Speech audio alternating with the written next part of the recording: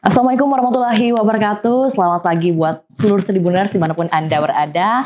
Kembali berjumpa dengan saya Fiorina Jiretno dan tentunya salam sehat dan juga salam bahagia untuk kita semua.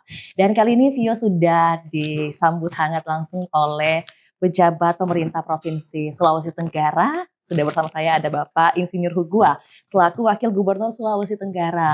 Izin Pak, terima kasih atas kesempatannya Pak. Terima kasih. Iya, Assalamualaikum warahmatullahi wabarakatuh Pak. Waalaikumsalam Baik. warahmatullahi wabarakatuh. Mungkin boleh menyapa Tribuners dulu yang sedang menyaksikan kita Pak. Tribuners Silakan. yang kita banggakan. Ya, terima kasih Anda menjadi pendengar yang setia. Baik, iya. Dan tentunya kita mau bahas lebih lanjut juga bagaimana perjalanan karir ya Pak. Ya. Kita sebutnya perjalanan karir karena seperti kita ketahui bahwa Wagub kita saat ini merupakan bupati dari Kabupaten Wakatobi terlebih dahulu. Ya. Dan ada 2 periode Pak ya. 2 periode. Kemudian menjadi anggota DPR RI Pak. Ya. Dan kemudian terpilih lagi menjadi 02 di pemerintahan Provinsi Sulawesi Tenggara. Baik. Bagaimana rasanya Pak? Ya, berganti-ganti Iya. mulai dari pengusaha lalu Oke. bupati, anggota DPR, Ya. sekarang jadi eksekutif kembali sebagai wakil Betul. gubernur di Provinsi Sulawesi Tenggara. Itu keren. Keren sekali Pak. Iya, jadi bagaimana jenjang karirnya itu dari eksekutif, legislator dulu Pak ya, Ya. kemudian eksekutif, legislator, kemudian eksekutif Ya. lagi. Nah ini yang membedakan transisinya itu gimana Pak? Beradaptasinya itu sangat cepat bagi Pak Hugo ya? Iya, saya bersyukur ya. Jadi Iya. saya pernah jadi aktivis LSM, pengusaha, lalu menjadi eksekutif, legislatif, sekarang eksekutif lagi, dan saya pernah menjadi konsultan. Oh, konsultan juga. Pernah jadi konsultan. Iya, iya. Kayaknya semua dibabat dah Pak. Minimal tidak pengalaman itu lalu membuat saya semakin bijaksana. Oh, oke. Perasaan saya ya. Betul, betul. Mudah-mudahan orang juga menilai saya bijaksana. Amin. Tapi paling tidak pengalaman yang beragam itu kan pasti memberikan tantangan yang berbeda, challenging yang butuh effort khusus, perjuangan khusus, sehingga lalu menimbulkan menurut saya kematangan yang mengarah kepada wise ya, kebijaksanaan. Setuju Pak. Gitu ya. Karena pengalaman adalah guru terbaik, gitu ya Betul. Pak. Setuju ya. Oke, Pak, kita bahas sedikit mungkin pada saat bagaimana masih aktif menjadi aktivis gitu ya Pak. Kira-kira isu-isu apa nih yang sering dibahas? Pasti masih ingat ini Pak. Iya. Ketika saya masih aktivis, ya saya pergerakan LSM sampai 2005 lah kira-kira ya. Saya melihat negara ini sepertinya tinggal kita yang paling benar. Jadi aktivis itu apalagi orang-orang yang bergerak di LSM, kita melihat bahwa pemerintah itu sepertinya tidak banyak kerjaan, lalu mereka dengan sisi yang berbeda kita lihatnya. Oke. Tapi setelah saya masuk, begitu kompleksnya jadi pemerintah. Ya, kenapa? Karena kalau saya aktivis, maka saya merdeka dengan diri saya sendiri, dan cara pandang saya sangat merdeka. Tapi begitu jadi pemerintah, maka saya harus mengayomi mulai dari satu, orang gila di tangan kita, bagaimana kita sehatkan, orang sakit kita harus mampukan, kemudian orang yang miskin kita harus sejahterakan. Baik. Pendek cerita, begitu bicara pemerintah, maka kita bicara bagaimana rakyat kita itu mulai dari rencana lahir sampai dia meninggal. Coba dibayangin. Iya. Jadi baru rencana lahir kita udah pikirkan ada dinas BKBN. Terus setelah itu disejahterakan ada dinas PU, dinas kesehatan, macam-macam, sampai ada dinas pemakaman pertamanan. Artinya tugas pemerintah itu lengkap sudah. Lalu posisi kita menjadi wow. Ternyata tidak seperti pandangan di LSM ya, bahwa pemerintah itu tidak bisa terlalu berinovasi karena memang kita melakukan inovasi sedikit, ya yang lain ketinggalan. Jadi kita harus lebih bijaksana pada akhirnya. Siap. Apalagi mungkin di tengah efisiensi anggaran Pak ya. Kita sebutnya ini kalau berbicara tadi tentang pandangan ketika menjadi aktivis di LSM, kemudian duduk di eksekutor gitu Pak ya. Jadi agak kompleks juga ketika berhadapan dengan kebijakan-kebijakan yang harusnya diambil begitu Pak. Betul. Jadi kita kan dengan efisiensi anggaran sebetulnya ini menurut saya baik. Baiknya di mana? Baiknya bahwa yang diefisiensi ini kan, yang dihemat ini kan anggaran-anggaran yang tidak mengandung kepada kinerja ekonomi masyarakat. Misalkan perjalanan dinas, penggunaan alat kantor yang berlebihan, misalkan kertas segala macam. Proyek-proyek pemerintah berjalan. proyek-proyek yang berkaitan dengan kinerja ekonomi masyarakat tidak terganggu sama sekali. Oleh karenanya maka ini perubahan mindset yang tadinya agak boros menjadi lebih hemat. Dan saya kira hal-hal begini justru menjadi sebuah kebiasaan yang tidak umum menjadi kebiasaan yang tidak biasa, lalu berubah akhirnya menjadi biasa lagi. Ini adalah menurut saya adalah sebuah perkembangan kira-kira begitu.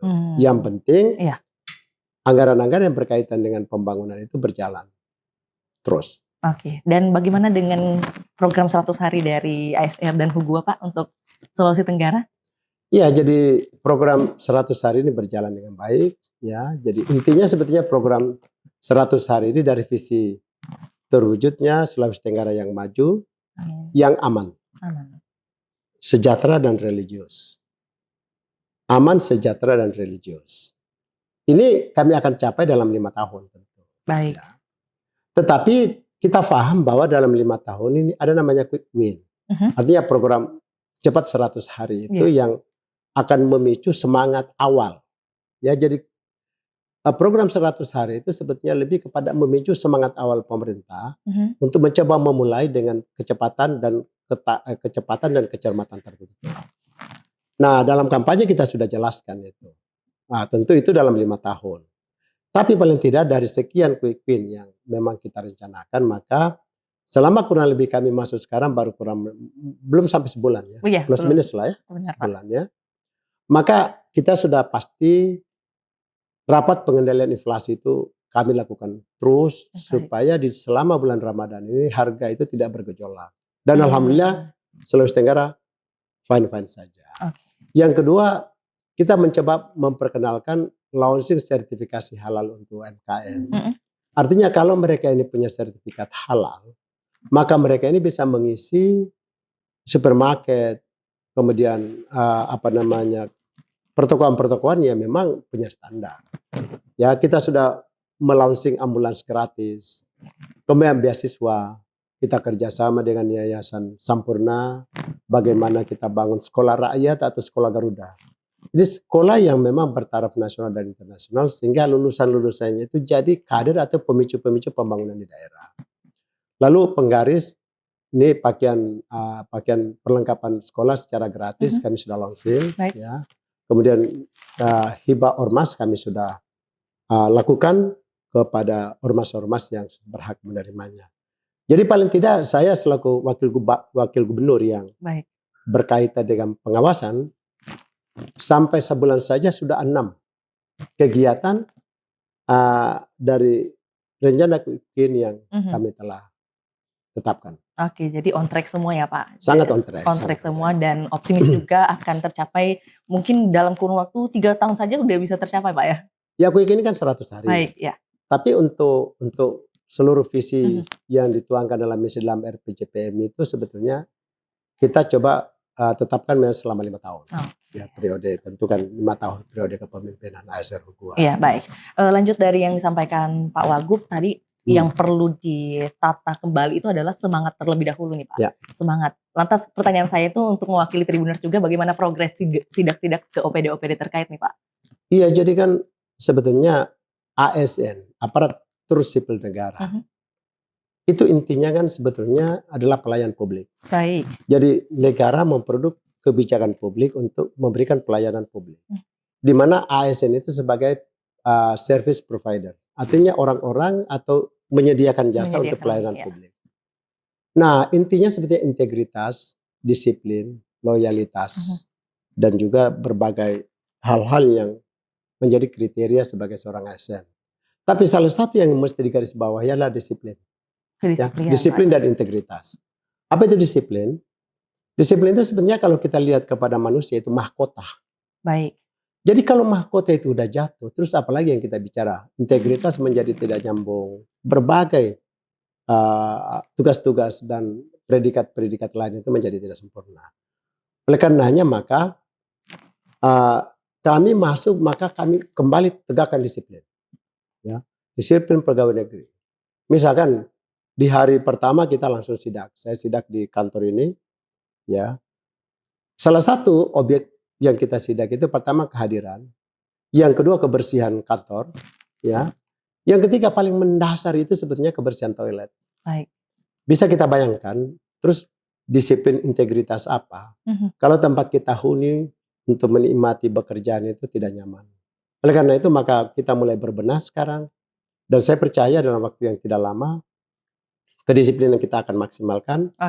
Ruangan kantor kita lebih tertata rapi, ya. Kemudian WC saya berharap dalam waktu yang tidak lama juga ini akan kembali kita ya minimal standar lah ya. Karena kesehatan ya udahlah kalau sudah toilet menjadi tidak standar, terus apalagi yang bisa kita banggakan? Iya. Ya, karena disitulah kira-kira ukuran-ukuran integritas. Setuju sekali Pak Hugo. Pak Hugo tadi memberikan analogi bahwa kedisiplinan itu bagaikan mahkota gitu Pak ya. Tapi kalau boleh minta satu analogi lagi Pak, boleh analogikan Sulawesi Tenggara bagi Pak Hugo itu seperti apa sih? Kalau saya dianalogikan Sulawesi Tenggara ini, saya melihatnya bahwa Sulawesi Tenggara itu sebagai ya tidak berlebihan kalau saya katakan Sulawesi Tenggara itu masa depan Indonesia, masa depan dunia. Amin. Alasannya begini.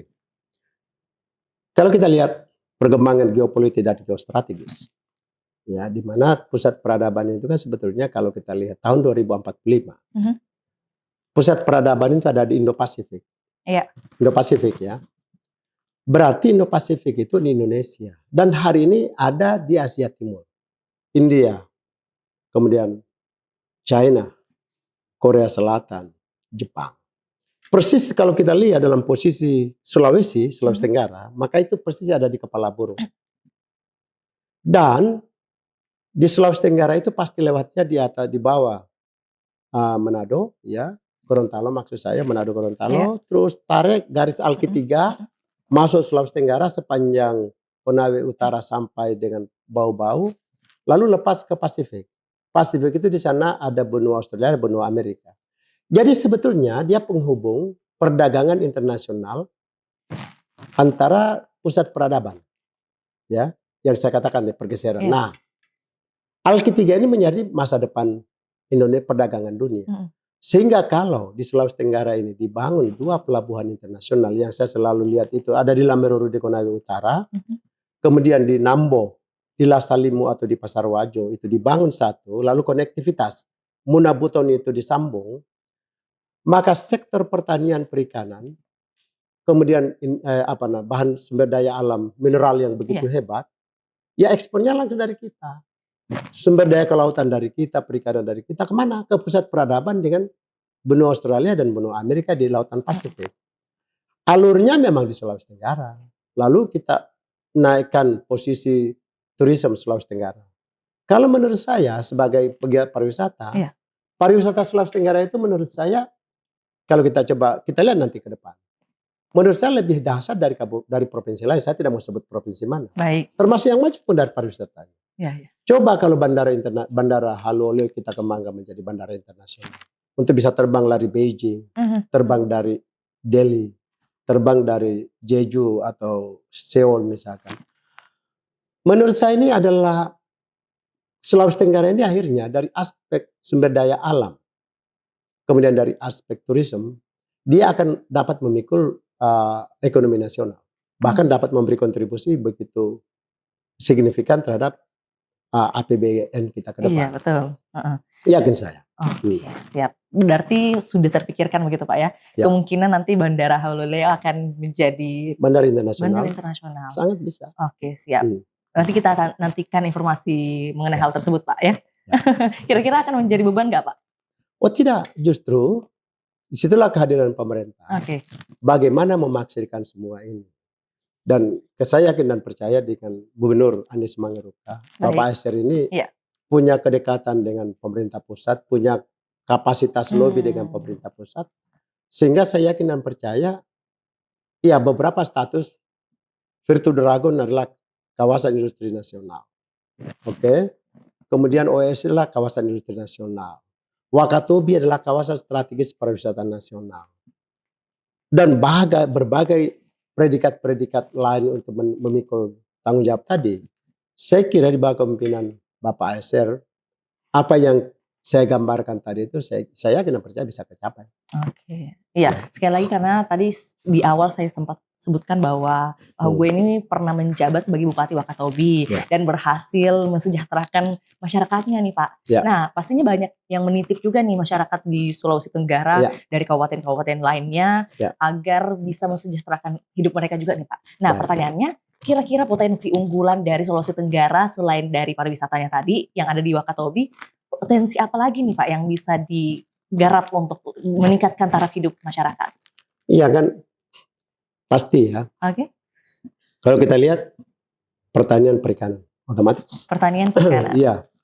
Kemudian industri turunan dari hilirisasi industri sumber daya nikel.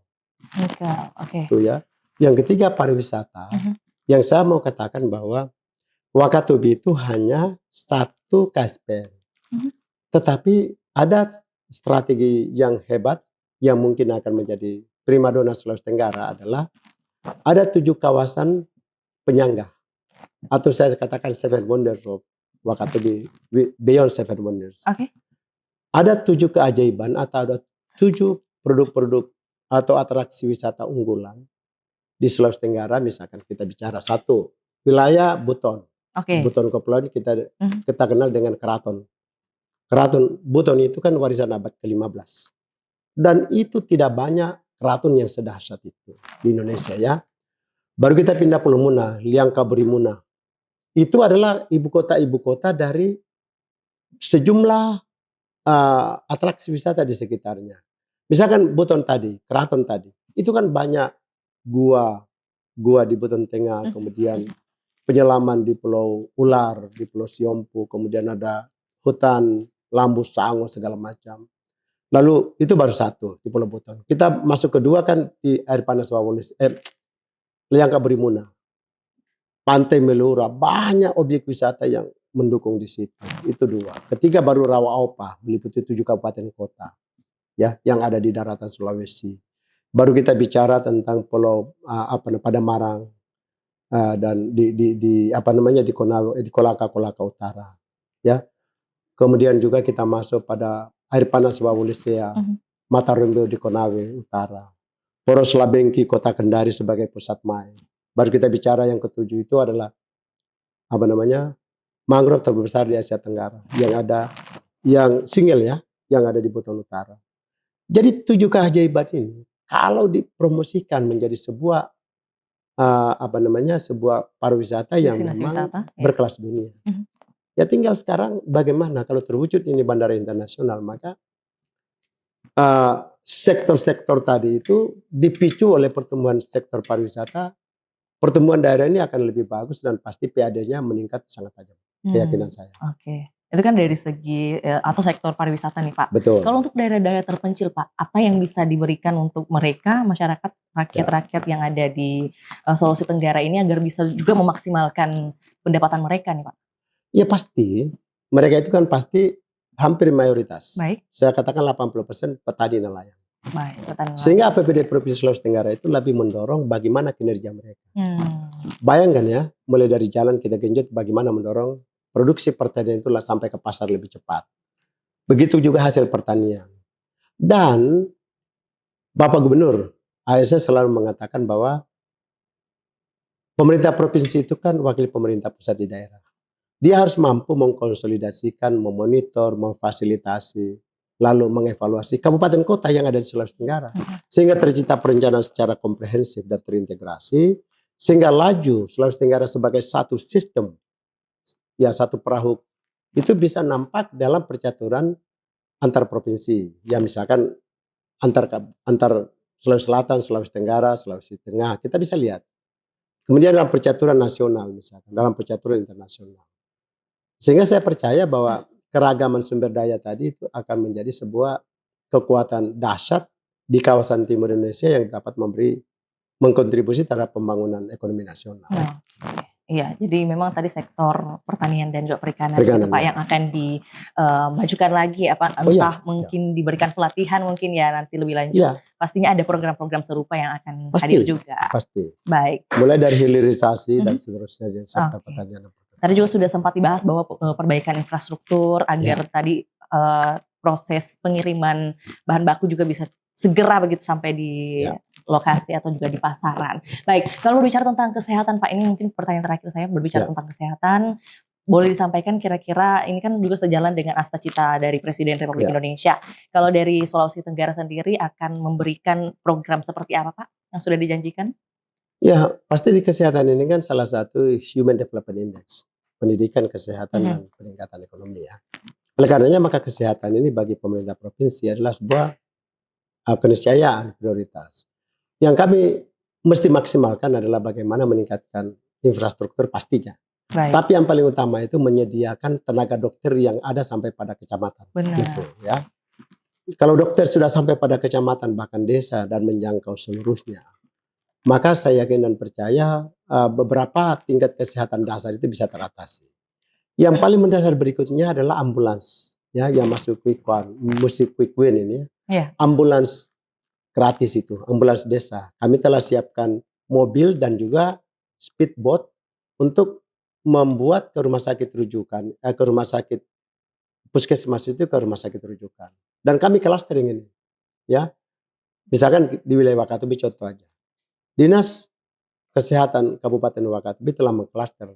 Untuk wilayah Tomia Binongko di sini, untuk wilayah Kalidupa Wanci di sini. Dan di situ dilengkapi dengan ambulans desa oleh Pak Bupati.